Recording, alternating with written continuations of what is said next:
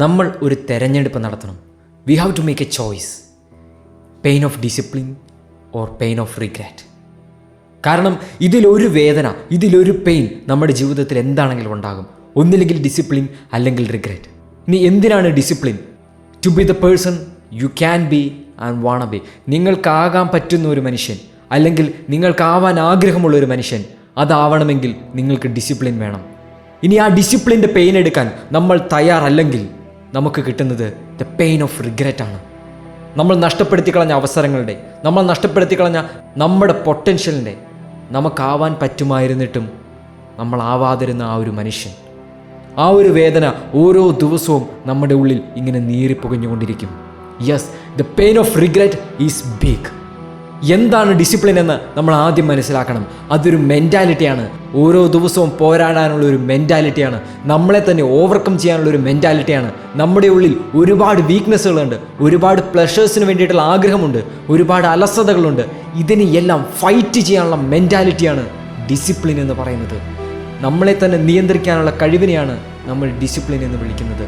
നമുക്കൊരു കാര്യം ചെയ്യണമെന്നറിയാം, പക്ഷേ ചെയ്യാൻ ആഗ്രഹമില്ലാത്തപ്പോഴും ചെയ്യാൻ മൂടില്ലാത്തപ്പോഴും അത് ചെയ്യാൻ നമ്മൾ അവിടെ എത്തുന്നു. അതാണ് ഡിസിപ്ലിൻ എന്ന് പറയുന്നത്. പക്ഷേ അത് മാത്രമല്ല ഡിസിപ്ലിൻ, നമ്മളെ തന്നെ റെസ്പെക്റ്റ് ചെയ്യുന്നതാണ് ഡിസിപ്ലിൻ. അതെ, നമ്മൾ നമ്മളോട് തന്നെ കാണിക്കുന്ന ഒരു റെസ്പെക്റ്റാണ് ഡിസിപ്ലിൻ എന്ന് പറയുന്നത്. നമ്മളെപ്പോഴും നോക്കുന്നത് മറ്റുള്ളവരെ മാറ്റാനാണ്, മറ്റുള്ളവരെ നന്നാക്കാനാണ്. പക്ഷേ ഒരു പോയിന്റ് കഴിയുമ്പോൾ നമുക്ക് മനസ്സിലാവും അതങ്ങനെയല്ല വർക്ക് ചെയ്യുന്നത്. It is the other way around. നമ്മളാണ് മാറേണ്ടത്. നമ്മുടെ ജീവിതത്തിലാണ് ഡിസിപ്ലിൻ വരേണ്ടത്. കാരണം നമ്മൾ ഡിസിപ്ലിൻഡ് ആവാൻ തുടങ്ങിയാൽ, നമ്മൾ ആ മാറ്റം കൊണ്ടുവന്നാൽ നമ്മുടെ ചുറ്റും മാറ്റങ്ങൾ സംഭവിക്കുന്നത് നമ്മൾ കാണാൻ തുടങ്ങും. ജിം റോൺ പറയുന്നുണ്ട്, discipline is the bridge between goals and accomplishment.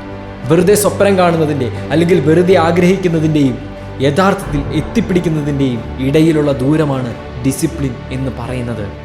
കാരണം നമുക്ക് എന്തെല്ലാം ടാലൻ്റ് ആയിക്കോട്ടെ, എന്തെല്ലാം സാഹചര്യങ്ങൾ ഉണ്ടായിക്കോട്ടെ, എന്തെല്ലാം ഓപ്പർച്യൂണിറ്റീസ് കിട്ടിയാലും നമുക്ക് ഡിസിപ്ലിൻ ഇല്ലെങ്കിൽ നമ്മൾ ഒരിടത്തും എത്തില്ല, നമ്മൾ ആരുമായും തീരില്ല.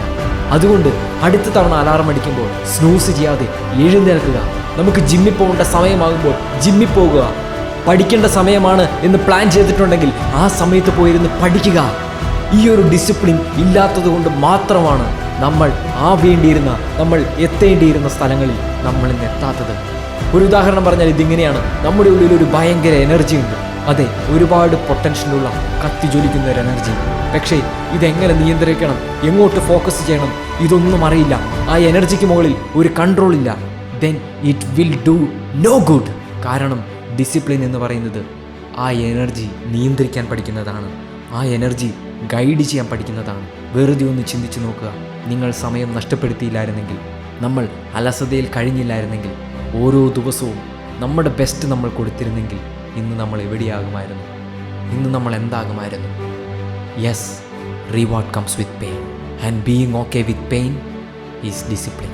ഇത് നമ്മൾ എഴുന്നേറ്റ് വരുമ്പോൾ നമ്മൾ ആദ്യം കാണുന്ന വാചകങ്ങളായിരിക്കണം. നമ്മുടെ ബെഡ്റൂമിൽ നമ്മളിത് എഴുതി ഒട്ടിച്ചു വെക്കണം.